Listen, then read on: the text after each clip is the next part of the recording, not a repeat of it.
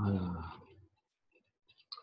Voilà, bonjour tout le monde. C'est déjà notre sixième cours aujourd'hui.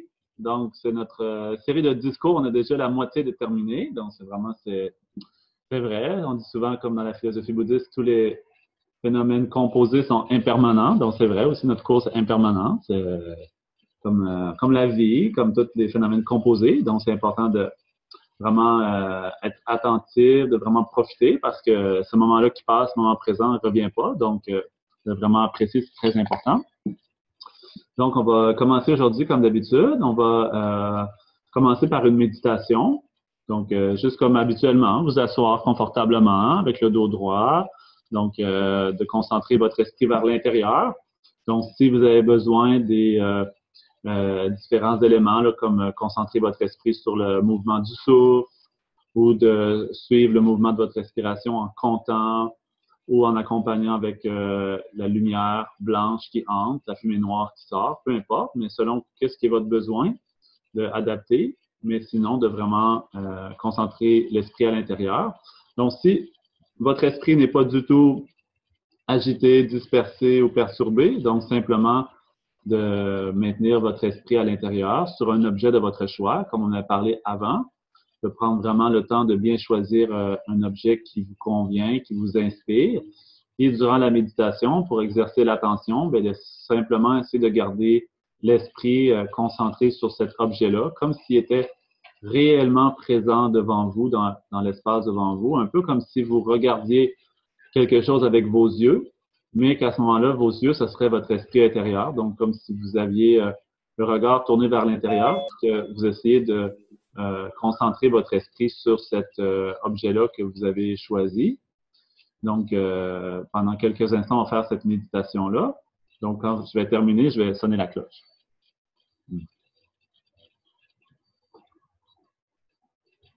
Long bei ye la ye wa shi she shi yang dan don la zu xin zhe ba yi shi ne lak ton sun de zhe wei la miu de ye la ke wa jin ye lo lo bei ye la ye wa shi she shi yang da don la zu xin zhe ba yi shi ne la don sun de zhe wei la miu de ye la ke wa jin ye lo lo bei ye la ye wa shi she shi yang da don la zu xin zhe ba yi shi ne la don sun de zhe wei la miu de ye la ke wa jin ye lo.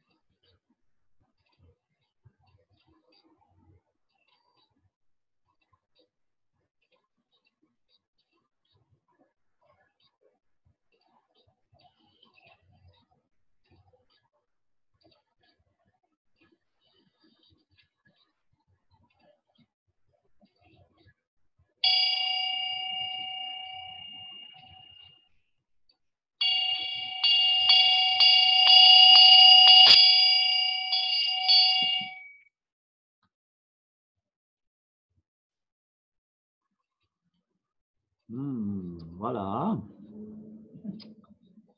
Donc, la dernière fois, on avait terminé en parlant du deuxième obstacle à la méditation, c'est l'oubli. OK? J'espère que vous n'avez pas oublié.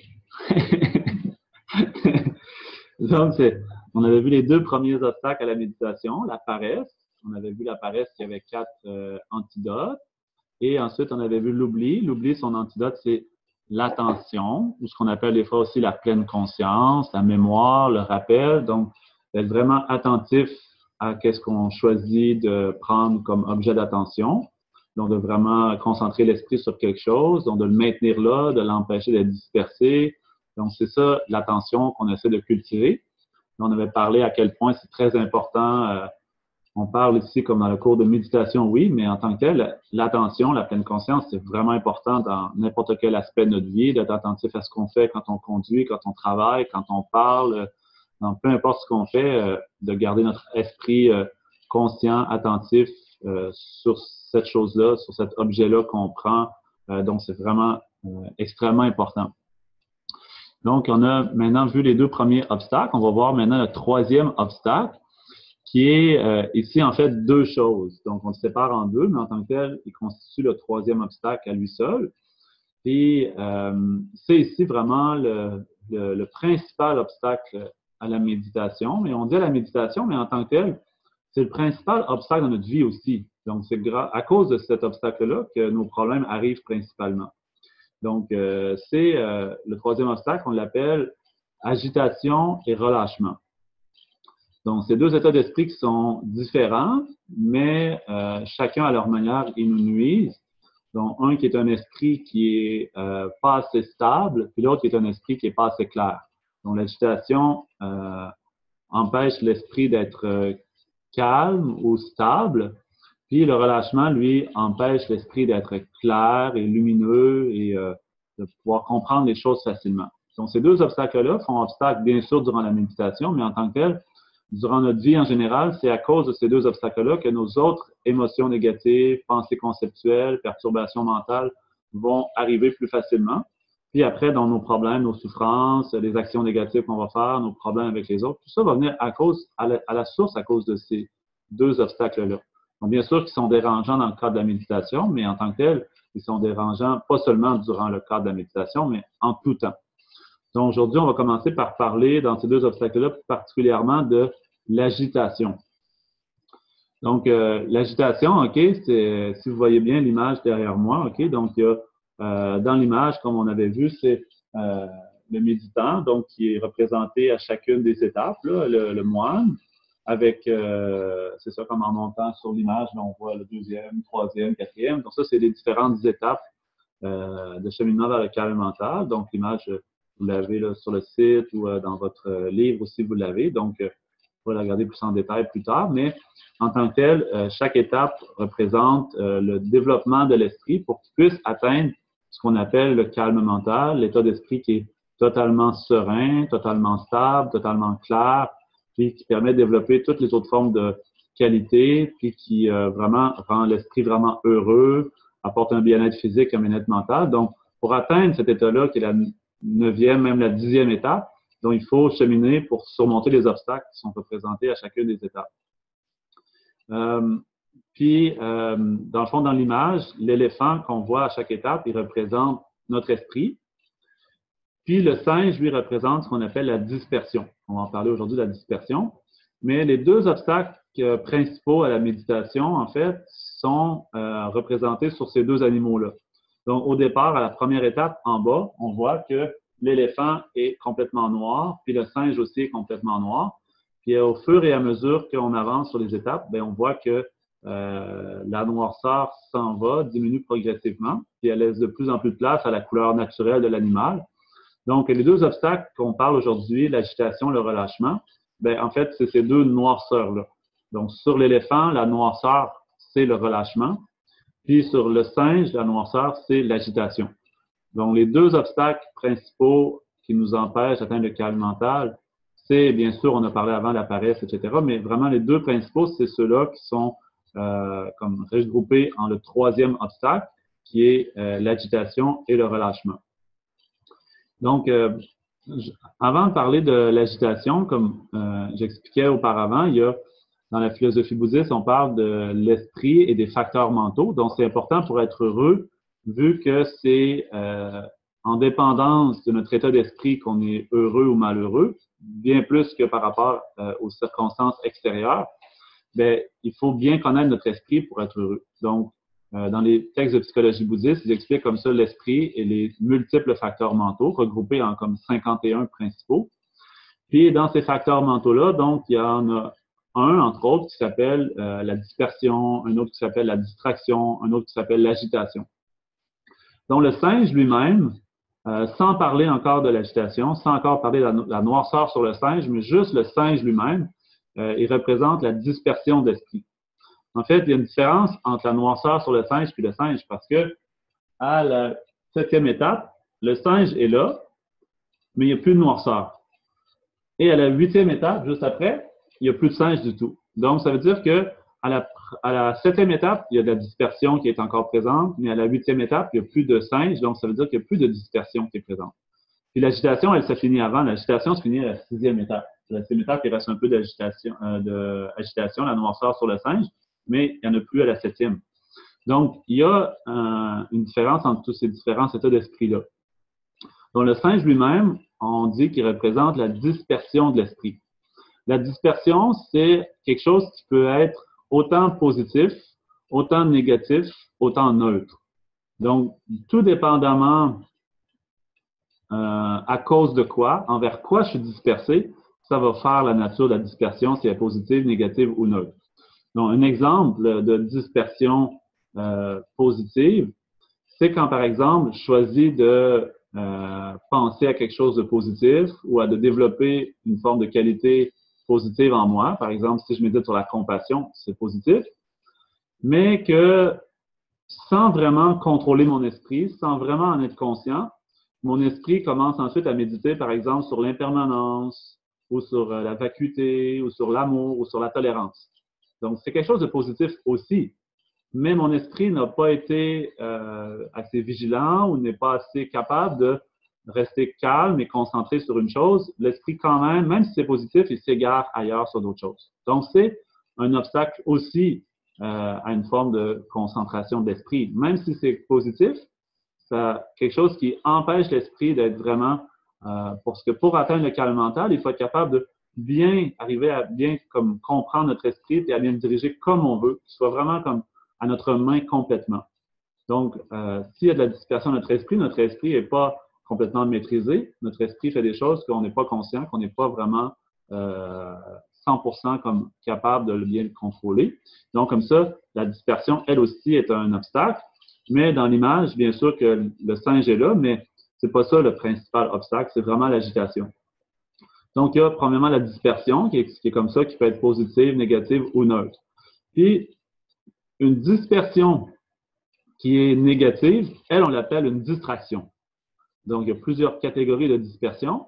Donc, une dispersion positive ou neutre, on ne l'appellera pas essentiellement une distraction. Mais une dispersion vers quelque chose de négatif, on va l'appeler une distraction. Donc, distraction veut dire que peu importe la catégorie de notre perturbation mentale, que ce soit vis-à-vis de la colère, la jalousie, l'orgueil, l'attachement ou quoi que ce soit, notre esprit hors de notre contrôle. Par exemple, si on veut rester calme, mais qu'on entend une parole négative sur nous, par exemple, si, mettons, vous êtes assis chez vous, tranquille, puis là, je sais pas, vous entendez comme quelqu'un qui marche sur votre terrain en avant de chez vous, puis là, est en train de briser les fleurs sur votre terrain. Donc, peut-être que vous allez regarder par la fenêtre, puis vous étiez calme intérieurement, vous sortez de votre méditation très, très serein, très zen, puis en voyant ça, donc votre esprit a perdu son calme, il a été distrait vers cet objet-là, donc ça l'éveillait en vous comme c'est une forme de colère, exemple. Comprenez-vous? Ou exemple, votre conjoint, il est parti faire l'épicerie, mais quand il revient, c'est à côté de lui, il y a personne comme madame avec lui, il parle, ils rient ensemble. Donc peut-être votre esprit était calme, après il est rendu dans la jalousie, à cause en voyant votre conjointe avec quelqu'un d'autre, votre esprit est tombé dans l'émotion de la jalousie. Donc l'esprit n'est pas capable de rester calme comme ça quand il est distrait vers quelque chose qui évoque une perturbation mentale, telle que la colère, jalousie, orgueil, attachement, etc.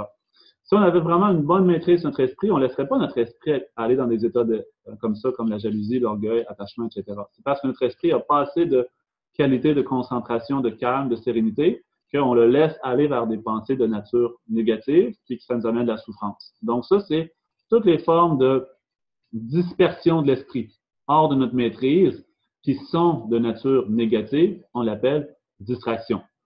Donc, cela, il n'est pas représenté dans l'image, OK? Pas spécialement représenté. Le singe, il représente spécialement la dispersion. La distraction, c'est une forme de dispersion vers le négatif, elle n'est pas représentée. Mais qu'est-ce qu'on voit représenté dans l'image? C'est la noirceur sur le singe, qui est l'agitation. Donc, l'agitation, c'est encore plus précis. Comme la dispersion, ça peut être vers le positif, le négatif ou le neutre. La distraction, c'est vers le négatif. Mais l'agitation, c'est vers le négatif, mais spécifiquement le négatif relié avec le désir-attachement. Donc, c'est pour ça que on représente le noir sur le singe, qui est l'agitation, parce qu'en tant que tel, dans toutes les émotions négatives, la plus dure à travailler, c'est désir-attachement. Donc, c'est pour ça que c'est notre comme l'image qui est représentée ou l'obstacle qu'on considère le principal obstacle au calme de l'esprit, c'est le facteur mental de l'agitation. L'agitation, pourquoi? Parce que c'est une forme de distraction de l'esprit, mais reliée avec le désir-attachement. Donc, comme ça, c'est elle un peu qui réussit à nourrir notre désir-attachement ou à l'entretenir ou à nous disperser continuellement vers des objets d'attachement. Donc, l'attachement lui-même, en tant que tel, il cause beaucoup de souffrance dans notre vie, sans s'en rendre compte, consciemment ou inconsciemment, mais qu'est-ce qui fait tourner principalement, quand même dans la philosophie bouddhiste, on parle du samsara, OK, notre vie, chaque vie, on n'a pas le choix de renaître encore avec un corps qui est contaminé, qui tombe malade, qui vieillit, on a des émotions perturbatrices, tout ça. Tout ça, c'est principalement activé à cause du désir-attachement. Donc, le désir-attachement est activé principalement à cause qu'on a l'agitation mentale. Donc, comme ça, c'est très important d'essayer de vraiment essayer de bien comme éloigner le singe, éloigner la noirceur du singe. Le singe ne dérange pas vraiment, OK, mais l'image, le singe sur l'image, c'est lui qui dérange. Ou dans notre esprit, c'est encore dérangeant. Donc, oui, c'est la noirceur sur le singe qui est l'agitation. Donc, c'est ça. L'agitation, elle, il y a comme aussi deux niveaux d'agitation, une agitation plus grossière, plus subtile, mais en tout cas, j'expliquerai un peu plus tard, OK, mais c'est sur l'image, comme pourquoi on représente ici, vous voyez, il y a différents symboles, comme ici, par exemple, c'est des fruits, OK, je ne sais pas si c'est comme des abricots, des pommes, je ne sais pas quoi, mais c'est des fruits ici. Après, il y a un genre de tissu ici de soie. Ici, il y a des cymbales. Ici, il y a un conque, OK, une conque, un genre de coquillage avec à l'intérieur de la fumée d'encens, donc comme de l'encens qui brûle. Puis ici, en haut, on a un miroir. Donc, comme le miroir représente les choses belles qu'on peut voir, c'est les cymbales, c'est les sons jolis à entendre. Donc, c'est la conque, c'est pour les odeurs agréables, les fruits pour les goûts agréables, la soie pour les sensations tactiles agréables. Donc, comme ça, dans la philosophie bouddhiste, on dit tous les objets sensoriels, qui sont les objets d'expérience de nos consciences sensorielles, ce qu'on appelle, nous, les 5 sens. Donc, c'est eux principalement qui activent le désir-attachement et l'agitation. En tant que tel, même si ces objets-là n'ont pas la nature réelle d'être plaisants, agréables ou désirables, mais notre esprit, nous, les perçoit comme tels, et c'est pour ça qu'ils s'y attachent, et justement, c'est pour ça qu'est créée l'agitation mentale. Donc, comme ça, on parle, quand même dans la philosophie bouddhiste, on dit, des fois on parle de ce qu'on appelle le samsara, on dit le samsara, c'est être pris dans les 3 mondes, être prisonnier des 3 mondes. Donc, quand on parle des 3 mondes, on parle du monde du désir, du monde de la forme et du monde du sans forme. Donc, le pire dans ces 3-là, c'est le monde du désir. Le monde du désir, on est convaincu que les objets des sens sont par essence agréables, plaisants, désirables. Mais en tant que tel, si on commence à réfléchir un peu, on peut se rendre compte que ce n'est pas le cas. Par exemple, un aliment qui nous plaît beaucoup, si on prend l'exemple du premier symbole ici de l'aliment, okay, la nourriture, un goût. Donc, bien sûr que certains goûts qu'on aime bien. Si le matin, on a l'habitude de prendre notre café, donc le goût du café nous plaît bien. Si le soir, on aime ça manger un bon fromage, un bon chocolat ou je ne sais pas quoi, quel aliment qui nous plaît le plus, quelle saveur nous plaît le plus. Les enfants, c'est beaucoup le sucre. OK? Les adultes, c'est plus les goûts amers comme l'alcool ou les cafés ou les chocolats amers, etc. Mais peu importe le goût qu'on aime, OK? Mais est-ce que ce goût-là a la nature même de nous rendre heureux ou de procurer une sensation agréable? Si oui, donc pourquoi c'est pas tout le monde qui a la même sensation agréable en mangeant ce même plat-là? Par exemple, pour un enfant, jeune enfant, un chocolat amer n'est pas bon. Pour un adulte, un chocolat trop sucré n'est pas bon. Qu'est-ce qui fait la différence? Pourquoi est-ce qu'il y en a un qui est meilleur que l'autre qui est meilleur? Non, c'est vraiment par rapport à la personne, par rapport à ses habitudes, ses goûts, etc. Même chose pour la nourriture épicée ou pas épicée. Certaines personnes aiment ça manger très épicé, d'autres aiment ça manger plus gras, d'autres personnes aiment ça manger plus végétarien ou quoi que ce soit. Il y a certains goûts différents que chaque personne apprécie. Donc, ce n'est pas le goût par essence qui est attirant. Aussi, certains goûts que nous, on aime, si on est malade, aussi ce goût-là ne nous plaît plus. Par exemple, quand on a vraiment la nausée, OK, quelqu'un nous dit « Ah, mange ton plat préféré, viens, je vais te le donner. » Mais on n'a pas le goût de le manger. Donc, quand on a l'estomac trop plein aussi, on n'a pas le goût de le manger. Donc, s'il était réellement, essentiellement agréable, il serait en tout temps, il serait de nature permanente, il serait de nature autonome comme ça. Donc, bien sûr que ce n'est pas le cas. C'est selon certaines conditions qui sont réunies, donc qui fait que moi aussi, j'ai l'intérêt pour ça. Donc, l'élément devient agréable. Donc, c'est la même chose, on pourrait répéter la même sorte de logique pour les sons, les odeurs. Regarde, pour des personnes, certaines odeurs sont agréables, d'autres odeurs ne sont pas agréables. Certaines personnes, ils mettent beaucoup de parfum, OK? Pour eux, c'est agréable, ils sont contents, ils sont très contents, ils se prennent dans la rue, ça dégage cette odeur-là jusqu'à l'autre côté du trottoir, puis ils sont très contents d'avoir cette odeur-là. Mais l'autre passe à côté, puis il se bouche le nez parce qu'il n'aime pas l'odeur. Donc, pourquoi, si cette odeur-là était très bonne, pourquoi tout le monde n'irait pas là? Regarde aussi, nous, les odeurs qui nous répugnent. S'il y avait des excréments ou des déchets ou quoi que ce soit, nous, ça nous répugne, on ne veut pas les sentir, mais les mouches, les bubettes, ils s'en vont chercher là-dedans quelque chose de délicieux. Donc, c'est vraiment, si les choses avaient une nature réellement bonne, tout le monde aimerait les mêmes choses, tout le monde apprécierait les mêmes choses. Donc, bien sûr, ce n'est pas le cas. Donc, c'est vraiment notre illusion produite à cause du désir attachement, notre agitation mentale, qui nous fait croire que certaines choses sont agréables, certaines choses sont désagréables, etc. Et à cause de ça, donc, naît en nous l'aversion et l'attachement.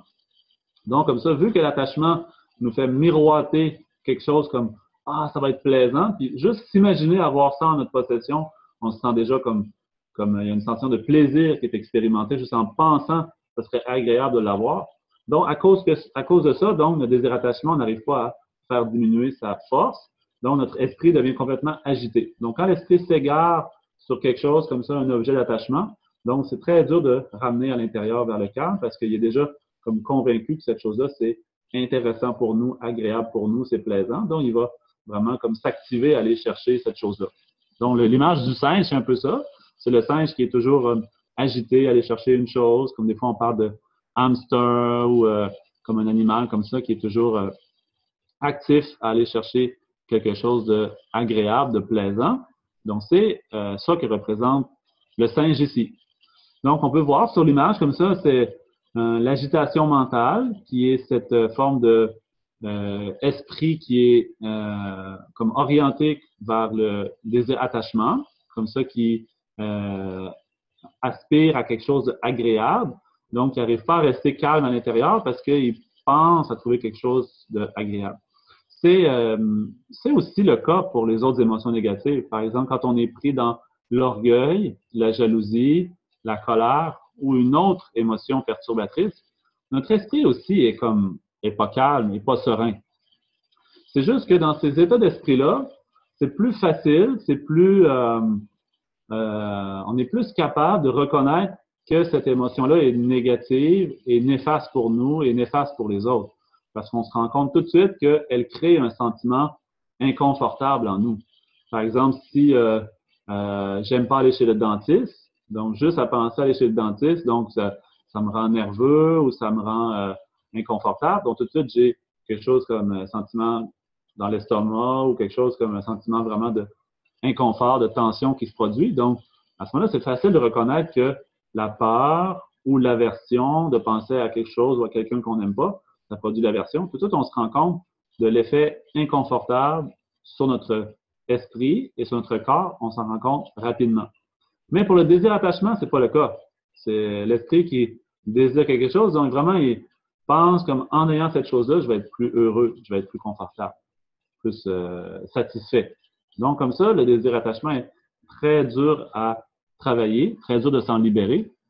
Donc, comme ça, c'est pour ça que l'agitation est vraiment très dure à travailler. Donc, c'est pour ça que pour arriver à diminuer l'agitation, donc c'est en diminuant comme un peu en réfléchissant sur ce qu'on a parlé avant quand on a parlé des offrandes, c'est le désir-attachement.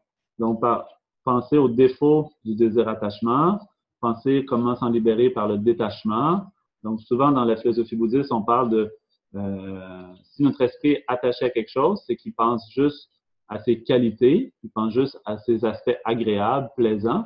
Donc, en étant capable de rééquilibrer le tout, en pensant aussi à ses défauts, à ses aspects désagréables ou déplaisants. Donc là, on va être capable de diminuer la force de l'attachement. Donc comme ça, si on n'est pas attaché à quelque chose, OK, on ne sera pas agité par ça. C'est pourquoi l'agitation est produite, c'est parce que notre esprit est convaincu que quelque chose est agréable. Par exemple, certaines personnes, c'est, par exemple, si moi, je ne suis pas du tout attiré par les voitures, OK? Mettons, si les voitures, moi, ce n'est pas quelque chose qui m'intéresse vraiment, que voiture, exemple, si j'ai une Yaris ou si j'ai une Corvette, pour moi, c'est la même chose, OK? Si j'ai pas plus une est meilleure que l'autre, OK? Mais certaines personnes, non, OK? Pour eux, c'est la marque de la voiture, la couleur, c'est le modèle, la puissance, la force du moteur, tout ça, c'est très important, OK? Donc, eux, je pense, s'ils voient une belle voiture, pendant leur méditation, c'est possible qu'ils pensent, ah, je vais changer ma voiture. Exemple, j'ai hâte d'avoir une belle voiture. C'est possible, OK? Même chose si je suis pas intéressé par, exemple, je pense beaucoup, habituellement, je pense plus, peut-être les femmes aussi aiment plus les beaux tissus, OK? Si on a un beau tissu, belle couleur, belle forme, beau design, OK? Je pense un homme qui se promène devant le centre d'achat avec les beaux tissus, beau design en spécial, en solde, mais pas du tout intéressé à entrer dans le magasin, pas du tout intéressé, même s'il est à 90% de rabais, il n'est pas intéressé à aller voir le morceau de tissu, c'est quoi ça a l'air.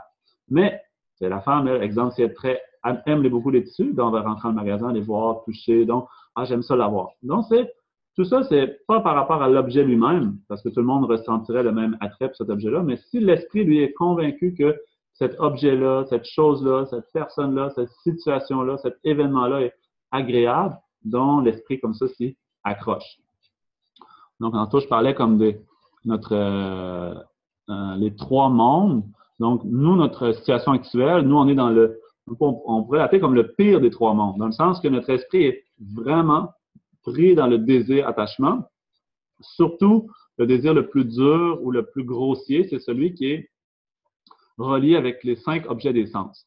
Donc, quand on atteint le calme mental, OK, comme la 10e étape en haut ici, à ce moment-là, on est libéré du monde du désir. Notre esprit n'est plus dans une forme qu'on appelle le monde du désir. Ça ne veut pas dire qu'on n'est plus dans le monde ou quoi que ce soit. Ça veut juste dire que notre esprit n'est plus pris dans cette fausse conception que les objets des sens sont tout ce qu'il y a de plaisant, c'est la chose la plus importante, ça doit être la source de notre bonheur, etc. À ce moment-là, on a reconnu que les objets des sens sont quelque chose qui ne sont pas par nature agréables ou désagréables. Donc, on est capable de ça de rester très heureux, très serein, qu'on soit capable d'avoir ou de ne pas avoir cet objet-là des sens. Je ne sais pas si vous arrivez à bien saisir le sens, mais par exemple, nous, on a toujours l'impression que si j'ai ça, je vais être plus heureux. Si je ne l'ai pas, je ne serai pas heureux. Donc, quand on arrive à cette compréhension-là de la nature réelle des phénomènes comme ça extérieurs, donc, qu'on l'ait ou qu'on ne l'ait pas, on est heureux quand même. Notre bonheur, il ne dépend plus de ça. Notre bonheur ne dépend plus maintenant, comme mettons, je vais dire une autre chose. Mettons, si on n'a pas bien compris le sens des enseignements, on va toujours s'attarder à ce que les autres pensent de nous. Quelqu'un dit des choses bonnes sur nous, on est content. Quelqu'un dit des choses mauvaises sur nous, on n'est pas content. Mais on devrait arriver à un état où on est content. J'entends des bonnes choses sur moi ou j'entends des mauvaises choses sur moi. C'est pas ça qui touche à mon bonheur intérieur. Mon bonheur intérieur, il est basé plus sur le développement de mes qualités intérieures, arriver à lâcher prise, à trouver la compassion, la tolérance, etc. Je ne vais pas laisser mon bonheur être dépendant des circonstances extérieures comme ça. Donc, c'est un peu comme ça que c'est pas qu'on perd tout attrait ou toute joie de vivre ou quoi que ce soit. C'est plutôt que notre bonheur, notre joie de vivre n'est plus basée sur des éléments comme ça extérieurs ou superficiels, mais vraiment sur quelque chose de beaucoup plus profond. Donc, comme ça, c'est en arrivant à comprendre la nature des phénomènes comme ça, comme les 5 objets des sens, en reconnaissant qu'ils ne sont pas de nature plaisante ou déplaisante, etc. Donc, on est moins dans une forme de poursuite ou fuite. Donc, exemple, ah, je veux ça, je veux pas ça, je veux ça, je veux pas ça. Donc, notre esprit est plus pris dans le tourment des mouvements comme désir puis aversion. Donc, c'est le sens comme ça de travailler sur le désir attachement en pratiquant le détachement, en pensant à ce qu'on vient de parler, les défauts de l'objet pour équilibrer le tout. Mais ça ne veut pas dire non plus que méditer sur les défauts de l'objet, ça veut dire qu'on déteste l'objet, ça ne veut pas dire ça. Sinon, on tomberait dans l'aversion. C'est d'arriver à un genre d'équilibre.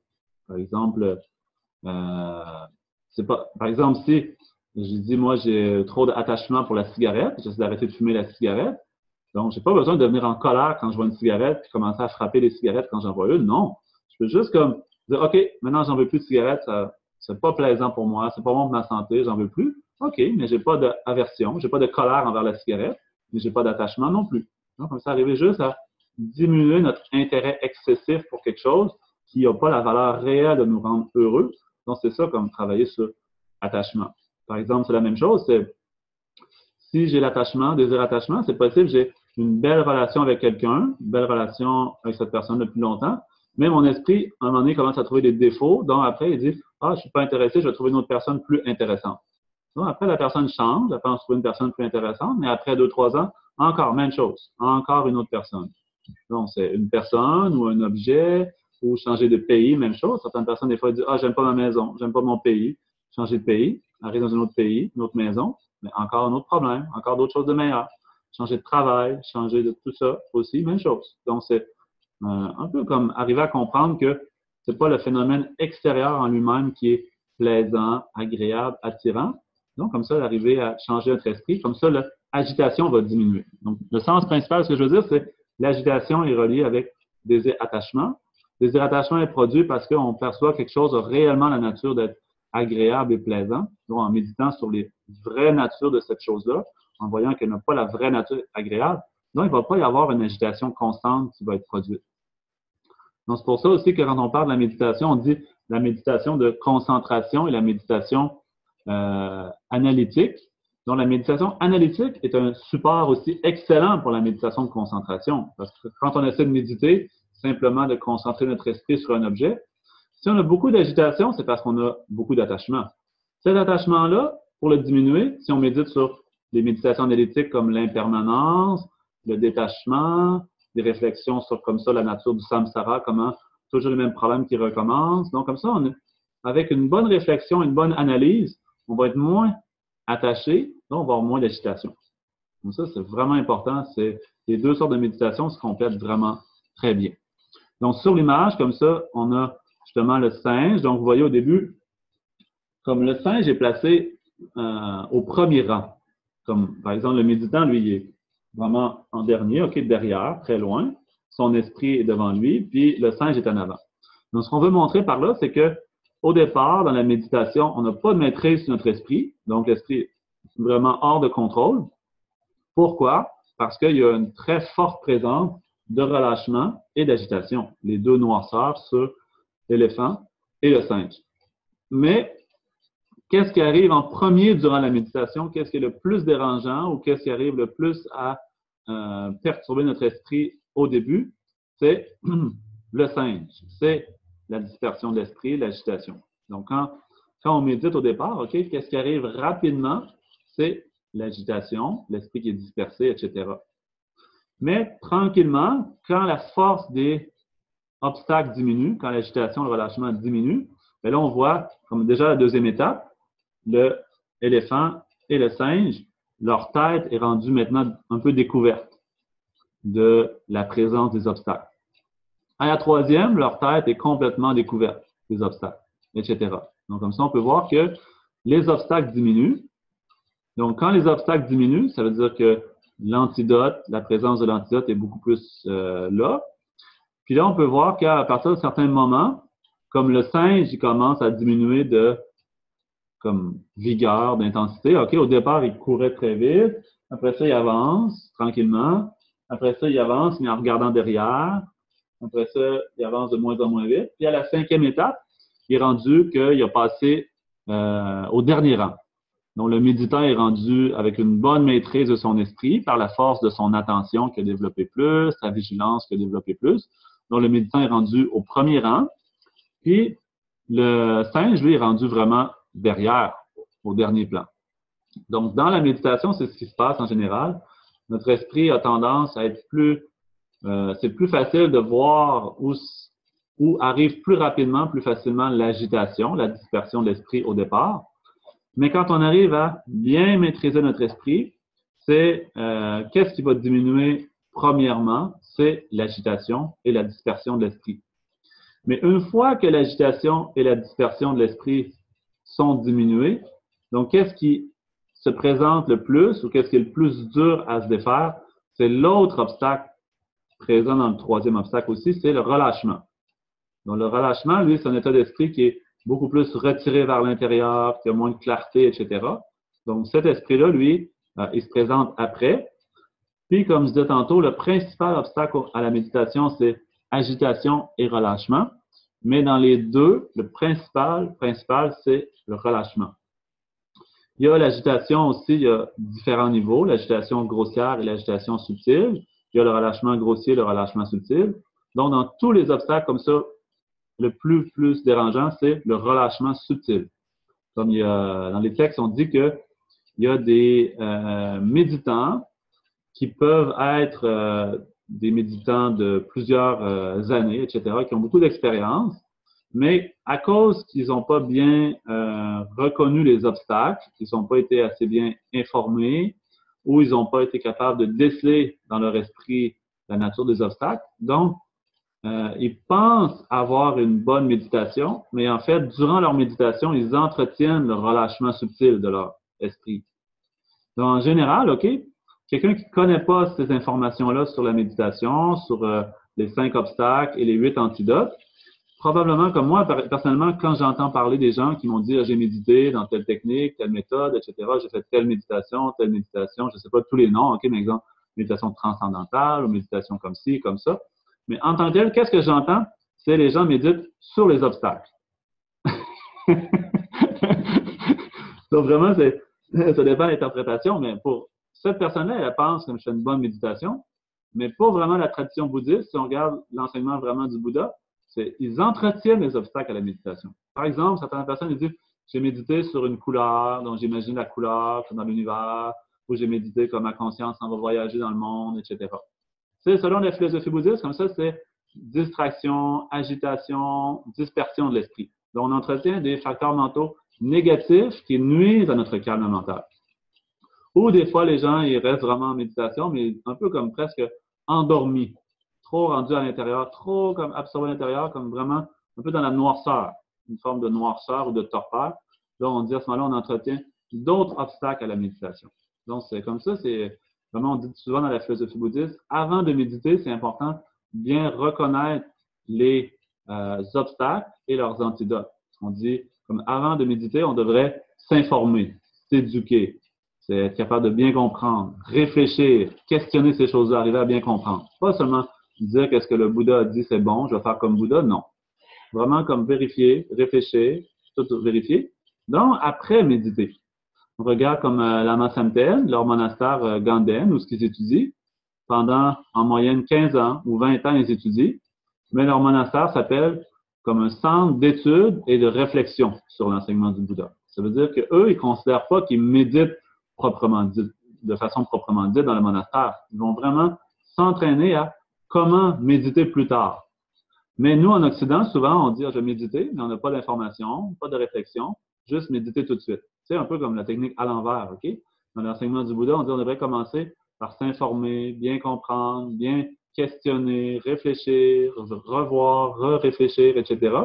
Une fois qu'on a bien compris, donc là, s'exercer à la méditation, s'exercer à reconnaître les obstacles, surmonter les obstacles, reconnaître les antidotes, etc. OK? Comprenez-vous? C'est sûr, c'est différent, mais on ne dira pas un c'est bon, un c'est mauvais. Non, mais juste réfléchir. Nous, qu'est-ce qui est le plus idéal pour nous? Par exemple, dans notre société aussi, des fois, on entend parler, on dit c'est important comme plus penser à moi, comme quelque chose comme s'affirmer soi quelque chose. Mais c'est bon, une chose, mais quand même, dans la philosophie bouddhiste, on dit souvent c'est trop penser moi, c'est la source de tous nos problèmes. C'est un peu comme, certaines choses sont un peu comme différentes. Donc, c'est à nous de réfléchir vraiment qu'est-ce qui est bon réellement pour nous, qu'est-ce qui est plus utile, etc. Mais qu'est-ce que le Bouddha explique comme ça? Il y a 5 obstacles, 8 antidotes. Donc, dans les 5 obstacles, le troisième, c'est lui le principal. L'agitation et relâchement. Donc, qu'est-ce qu'on a vu plus? C'est l'agitation. Donc, comment on peut plus percevoir clairement l'agitation dans notre méditation?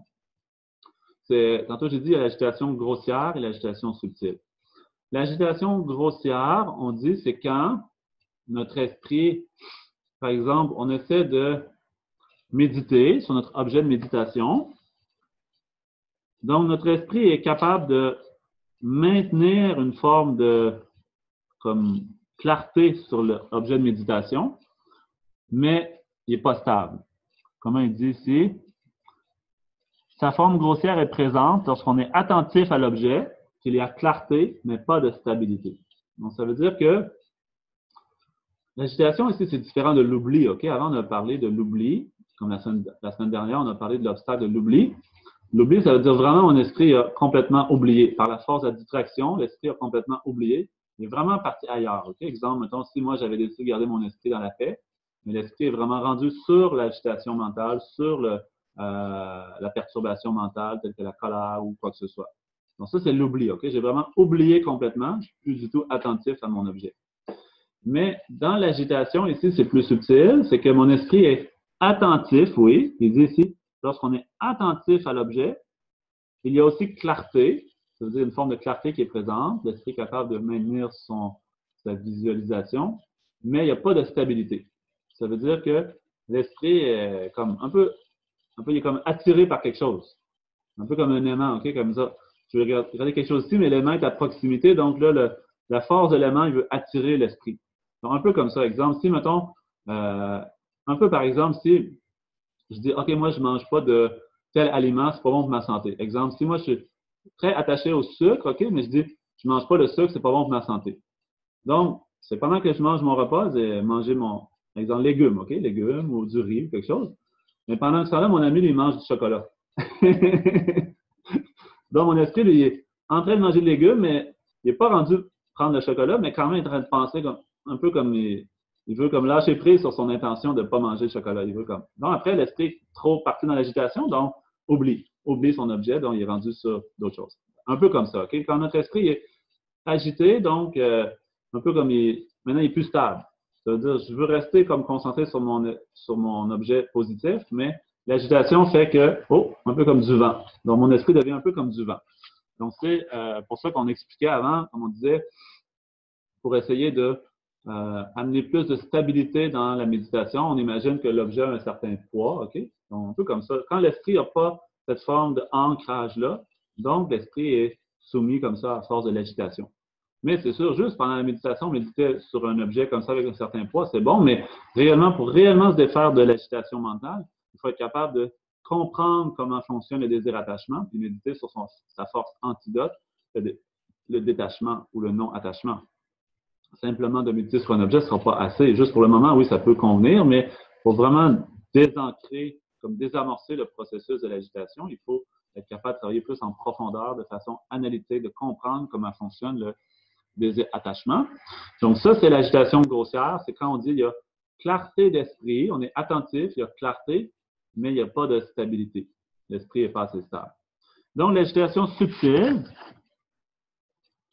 il dit sa forme subtile est présente lorsqu'il y a clarté et stabilité de l'objet, mais le mode d'appréhension manque de vigueur et que la stabilité est faible. Donc, c'est comme un peu ce qu'on veut dire ici par le mode d'appréhension.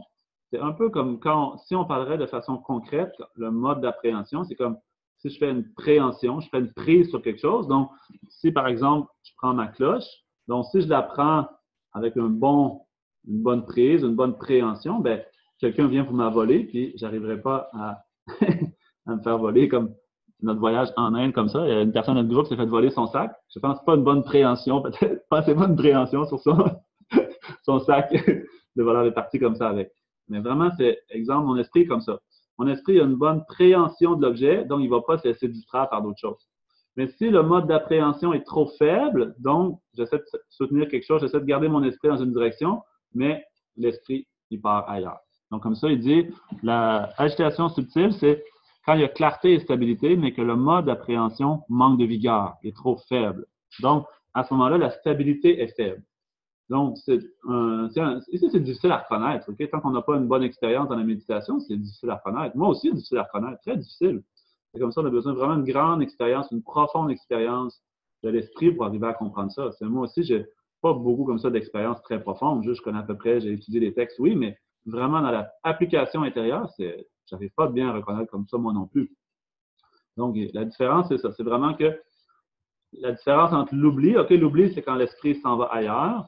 Donc, quand il y a de l'agitation, ça veut dire que il peut y avoir comme pas d'oubli, l'esprit reste attentif, mais par la force de l'agitation grossière, l'esprit comme est pas stable, il veut partir ailleurs.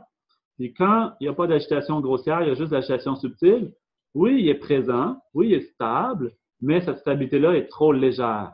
Donc, c'est un peu comme dangereux que tranquillement, l'agitation grossière prenne plus de place et que notre esprit soit ensuite distrait, oublie, etc. Donc, c'est pour ça qu'il faut reconnaître tous ces niveaux-là. Mais je pense qu'avant d'arriver à reconnaître l'agitation subtile, il faut déjà développer une meilleure attention, développer la pleine conscience et l'attention par des exercices comme ça. Après, on va reconnaître plus la présence d'agitation, de relâchement grossier. Après, on peut aller dans le subtil. Mais tout de suite, reconnaître le subtil, je ne pense pas qu'on est capable. C'est très dur, OK? Comme un peu dans l'image aussi. Comme dans l'image, il ne fait pas de différence entre l'agitation grossière et subtile. Mais pour le relâchement, on va parler la semaine prochaine du relâchement. C'est le relâchement, lui, il y a une différence. OK? Comme le singe et, pas le singe, excuse-moi, l'éléphant et le lapin. Donc, on n'a pas parlé encore du lapin, mais à partir de la troisième étape, il y a un lapin qui apparaît sur le dos de l'éléphant. Okay? Ce n'est pas juste une décoration pour faire joli, pour mettre une autre forme de vie dans l'image, mais aussi c'est pour représenter la différence entre relâchement subtil et grossier. Donc, pourquoi il apparaît là? C'est parce qu'avant, dans les deux premières étapes, on n'était pas capable de voir la différence. Notre esprit était trop agité, trop distrait, on n'a pas assez de bonne conscience, donc on n'est pas capable de voir est-ce qu'il y a un niveau subtil ou grossier. Donc, comme ça, quand notre esprit va devenir meilleur, on va être capable de voir relâchement, agitation, grossier, subtil. J'imagine aussi que dans le grossier, il y a plusieurs niveaux de grossier aussi. Si on voulait diviser en plus de niveaux, il y aurait encore d'autres niveaux aussi. Grossier, grossier, grossier moyen, grossier subtil, peut-être, exemple. Il y aurait plusieurs possibilités, OK? Comme ça, c'est juste pour nous montrer à peu près, OK? Mais vraiment, l'esprit, c'est incroyable. Il y a vraiment beaucoup de subtilité. Pour arriver à bien le comprendre, on a besoin d'expérience. Donc, comme ça, c'est juste l'expérience générale ou le schéma général.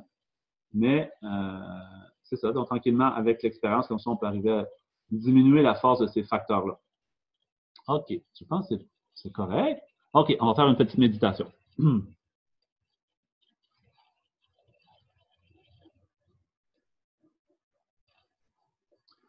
Long ye la ye wa shi she shi yang da don la tu xin zhi ba yi shi ne la gong sun de zhe wei la nie de ye la ye wa jian ye lo long ye la ye wa shi she xin yang da don la tu xin zhi ba yi shi ne la gong sun de zhe wei lam nie de ye la xie wa jing ge